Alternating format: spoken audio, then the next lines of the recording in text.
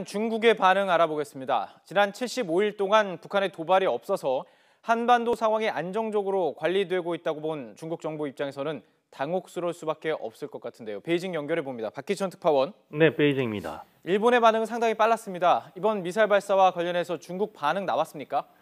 네, 중국 정부의 공식 반응은 아직 나오지 않고 있습니다. 과거의 예를 보면 우리 시각으로 오늘 오후 4시에 열리는 외교부 정례 브리핑에서 입장 표명이 있을 것으로 예상이 됩니다. 중국 정부가 이번 사안이 심각하다고 판단할 경우에는 그보다 앞서 외교부 대변인 명의의 성명이 나올 수도 있는데요. 중국은 북한의 핵실험과 달리 미사일 발사에 대해서는 크게 반응하지 않는 편입니다.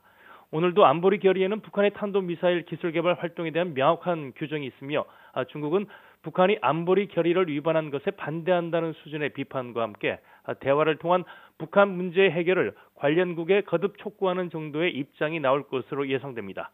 하지만 북한 도발을 제어하기 위한 뾰족한 방법이 없다는 점에서 중국은 곤혹스러울 수밖에 없을 것 같습니다.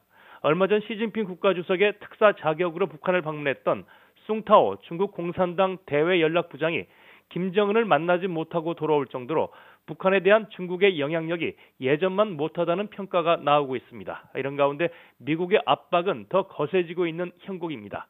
도널드 트럼프 미국 대통령과 아베 총리가 오늘 통화에서 중국의 추가 역할이 중요하다는 데 의견을 함께했다는 보도도 나왔는데요.